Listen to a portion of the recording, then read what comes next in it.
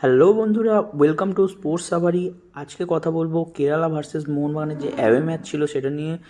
Match review করতে চলেছি, তো আশা করবো তোমরা সবাই আমার পুরো ভিডিওটা দেখবে। তার আগে বলবো, তোমরা যারা আমার চ্যানেলে নতুন এসেছো তারা প্লিজ চ্যানেলটাকে সাবস্ক্রাইব করে দেবে, ভিডিওটা ভালো লাগলে একটা লাইক করে দেবে, আর বন্ধুদের সাথে শেয়ার করতে ভুলবে না। তো প্রথমেই সবাইকে বলবো যে আজকে সবাই খুব আনন্দিত যে মোহনবাগান 3-0 গোলে জিতেছে। সবথেকে বড় কথা আবারও বলবো, ক্লিন শিট নিয়ে জিতেছে। তো এখানে দেখা যাচ্ছে যে খেলাটার মধ্যে কেরালা কিন্তু যথেষ্ট ভালো পরিমাণে খেলেছে, তা সত্ত্বেও মোহনবাগান ম্যাচটাকে বার করে নিয়েছে। এটা কিন্তু অন্য এক ধরনের ট্যাকটিক্স। আধুনিক ফুটবলে দেখতে গেলে এরকম ম্যাচ বহু হয়, যেখানে দেখা গেছে বল পজিশন পুরো ম্যাচের কেরালার 67%, মানে অলমোস্ট বল কেরালার কাছে। বল মোহনবাগানের কাছে কিন্তু সেরকমভাবে কোনো বল ছিল না। তার মধ্যে পাস খেলেছে 516টা কেরালা, আর মোহনবাগান যেখানে খেলেছে মাত্র 261টা। পাসিং অ্যাকুরেসি অলমোস্ট কাছাকাছিই ছিল, 83-70। ফাউল করেছে দুটো টিম, কেরালা করেছে 10টা, মোহনবাগান করেছে 8টা। ইয়েলো কার্ড মোহনবাগানকে বেশি দেখানো হয়েছে দুটো, একটা কেরালাকে। রেড কার্ড নেই, অফসাইড মোহনবাগান দুটো করেছে, আর কর্নার কিন্তু মোহনবাগান বেশি পেয়েছে, 6টা কর্নার, যার মধ্যে থেকে গোল হওয়ার চান্স অনেক বেশি ছিল। প্রথমেই বলবো জিমি ম্যাকক্লারিন অসাধারণ। প্রথম দিকে মোহনবাগান ফার্স্ট কোয়ার্টার বা সেকেন্ড কোয়ার্টার সেরকমভাবে কিন্তু খুব একটা খেলা ভালো খেলতে পারেনি। পুরো ম্যাচ জুড়ে কেরালা খেলেছে, কিন্তু আলটিমেটলি যে কাজের কাজ সেটা কিন্তু মোহনবাগান করে দিয়েছে।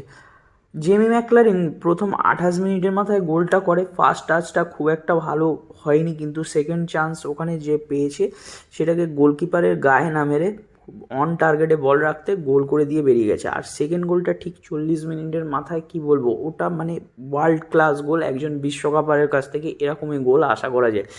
আপনারা খেয়াল করলে দেখবেন যে বলটা মাত্র 4 জনের কাছে গেছে। বিশাল কায়ের থেকে শুরু হয়েছে Apuia to McLaren to Jason Cummings to আবার ম্যাকলারিন, গোল। জাস্ট কয়েক মিনিটের মধ্যে গোলটা ফিনিশ হয়েছে। আর এই রকম গোল দেখার জন্যই আমরা কিন্তু টিভির পর্দায় বসি। আজকে হোম ম্যাচ ছিল, সেখানেও দেখলাম ট্রাভেলিং ফ্যানরা ছিল। আমরা ধন্যবাদ জানাবো তারা মোহনবাগান টিমকে সাপোর্ট করার জন্য। আর মোহনবাগান টিম কিন্তু যথেষ্ট সাপোর্টারদের আস্থা পূরণ করছে, এবং খুব বেশি দূরে নয় যেদিন আমরা শিল্ডটা জিতে নেবো। আর মাত্র 3 পয়েন্ট পেলে 3 ম্যাচ থেকে, তো সেখানে আমাদের শিল্ড থেকে কেউ আটকাতে পারবে না। খেলা খুব ভালো না হলেও 3 পয়েন্টটা মেন দরকার ছিল। কেউ মনে রাখবে না যে কীরকম খেলেছে মোহনবাগান। অ্যাওয়ে ম্যাচে 1 পয়েন্টও অনেক হয়, কিন্তু এখানে মোহনবাগান 3 গোল দিয়ে ক্লিন শিট রেখে 3 পয়েন্ট তুলে নিয়েছে। এর থেকে ভালো আর কিছু, মানে এর থেকে ভালো দিন হয় না। কাকে ছেড়ে কাকে বলি, ডিফেন্সে শুভাশিস অসাধারণ, কিন্তু মিডফিল্ডে আপুইয়ার খেলা আজকে খুব একটা ভালো লাগেনি।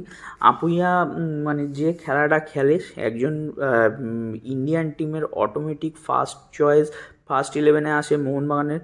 ফার্স্ট 11-এ অটোমেটিক চয়েস, সেই রকম প্লেয়ারের কাছ থেকে কিন্তু এইরকম খেলা এক্সপেক্টেড নয়। যদি আজকে মোহনবাগানের আপুইয়া এবং দীপক টাংরিকে খেলতে দেখা যেত, তাহলে কিন্তু গোল সংখ্যা বাড়তে পারত।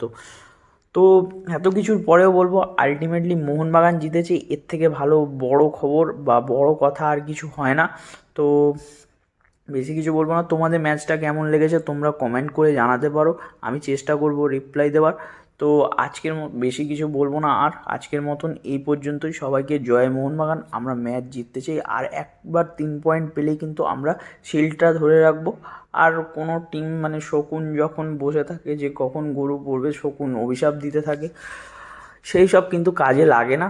আমরা আমাদের মতন জিতবো। আমি কোন টিমকে বলছি তোমরা সবাই খুব ভালো করে জানো, আমি নাম নেব না। তো তারা প্রত্যেক দিন বসে থাকে ট্রোল করার জন্য, কিন্তু আলটিমেটলি হয় না। তো আজকের মতন এই পর্যন্তই, টাটা।